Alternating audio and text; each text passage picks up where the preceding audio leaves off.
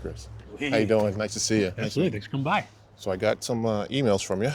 Yeah, I wrote in about this tree right here. It's been probably 5-6 years that I've tried to solve this problem. Okay.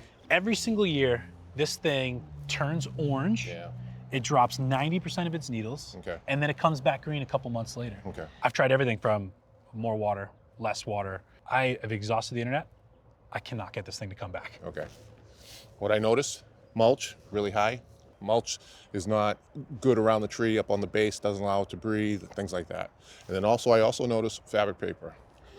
All right. I love the fabric paper. I know, though. a lot of people do, but fabric paper is no. Just the reason why the weeds come in airborne and then they shoot up that way, okay? Okay. And in the fabric paper, it does not allow the tree to get water or any fertilizing or anything like that. Okay. So I think we should address that. All right. Okay. I've got another tree that's also starting to do this, and that's really what's worrying me is if we actually look at the tree down here, Okay. it's also starting to turn orange, and I really can't figure out why this is happening to all of them. All right. I think I'm gonna make a couple phone calls, see if I can get my arborist in to come take a look at it and see what he thinks. Yeah, that'd be great. Okay? All right, thanks, Lee. Good. Lee, Good to see you again. absolutely. This is Brandon. Brandon. Over there, tree. Chris, pleasure to meet you. Yeah, thanks for coming by. This is the tree we wrote in about. Okay. I'm hoping you can help us figure out what's going on. Yeah, definitely an issue here. I mean, you can see just by the discoloration, all the tips have been dying off. First thing I want to do is identify exactly what kind of pine tree we have here. Okay. I'm going to do that by looking at the bundles. Just a neat little trick to help us identify pines. They're either going to have 2, 3, or 5, and there's 2 needles coming out of this. It tells me it's a red pine. Oh, red pine, okay. So 2-needle conifers are very susceptible to needle blight diseases. Diplodia tip blight's one that comes to mind, and even needle cast. So I'm gonna get a closer look at the needles. I'm gonna use a hand lens for that. It's a 10 times magnification, so it just gets me a little closer because these things can be tough to spot. So I'm looking for lesions and just some fruiting bodies here, which really are just kind of small black dots, which are actually spores of the fungus. So it can be a pretty nasty disease. You can see that the whole tip is browning out, and it's a fungal disease. And there are a few management plans that you can do. One of them would be to remove all the dead needles underneath, any dead twigs, branches, because the spores will overwinter on those and reinfect it. Okay. And you have to discard it off-site completely. You can't bring it in the backyard, throw it in the corner, because it can blow back in. No dumping it over the fence. Yeah, It's gotta get taken so away. we got to get out of there. Okay. No compost in it, anything like that. Yeah. Yeah, something else we could do is come in and do a disease program. So it's a standard fungicide product we use, and what we're doing is protecting the new growth. So as the buds break and the needles come out, we're protecting that new tissue. Okay. So we're going to come 4 times and do that during that elongation process. Oh wow, so it's actually a multi-step process to solve this. How does this even happen in the first place? I mean, the neighbors have the same issue. Is it something that comes from the nursery? Is this airborne? How does this start? So the fungus can kind of be blown in anywhere. I mean, and what the fungus needs is wet conditions. So we had historic rainfall last year. We had a ton of rain. Yeah. So it doesn't surprise me that you have some issues here. Okay.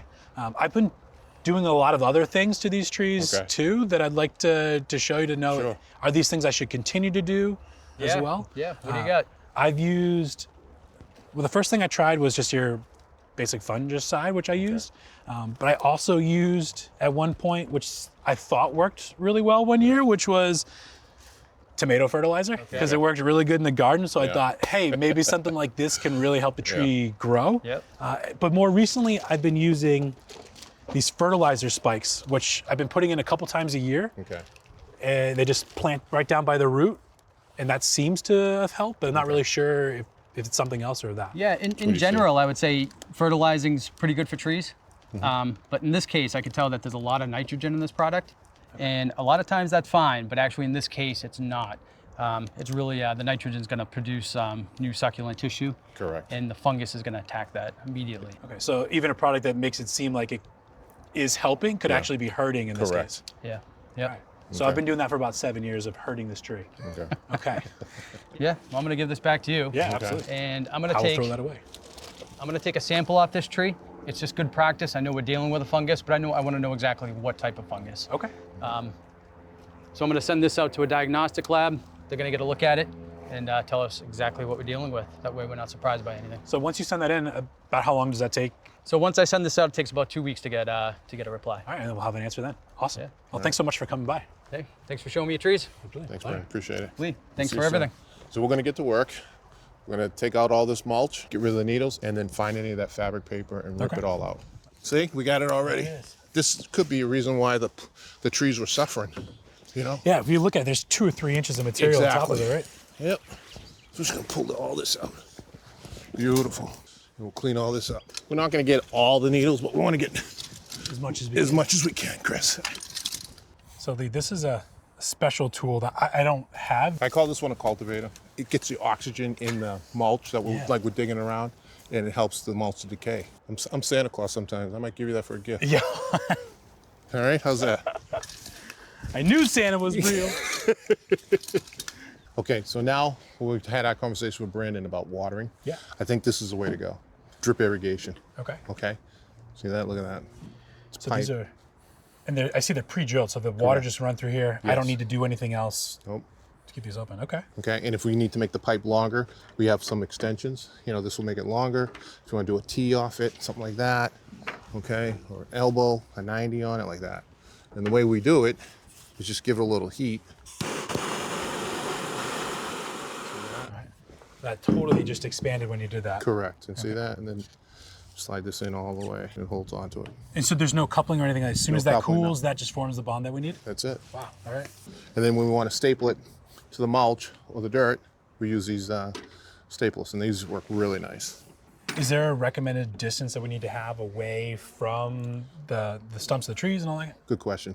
I like to go at least 12 inches off the tree, 10 to 12 inches off the tree, because that's where the root system is. Hopefully, you know, you want to go as far as you can, you know, Okay. away, off the tree. Are the staples going to keep this thing down? Staple will keep it down. Okay. Yeah, they secure it really well. Okay. Especially with kids, it's not like it doesn't become like a tripping hazard or anything like No, that. they won't. Awesome. So when we put this down, does it need to be underneath the mulch, above the mulch? Does it matter? Good question again. Full of questions today, aren't you? Sorry. I love to hear It all myself. depends on your preference. I love to hear myself talk. It's all about your preference. If you like it on top or underneath, it all depends on what you want. Me personally, at my home, I like it on top, so I can Okay. see it working. Okay, so let's install the mulch, Okay. and then we'll put the drip down after that. All right, that sounds good. Let's go do We'll it. install that. Okay, let's go. This is the leaf mulch I love. There you go. It's really good, organic, breaks down. So what I want to do now is we're going to toss this down, maybe half inch to a quarter of an inch. I mean, this is something I could get used to. Yep. It's not too bad to actually just throw it under. I've always thought like, hey, you got to use a shovel. You got to, No, just toss it. just toss it. Yep, just toss it in. So now we're gonna roll the drip. We'll put a staple in the ground. Perfect. How's it going in? You need the hammer? No, it goes in pretty quick. Okay. Get that down in there.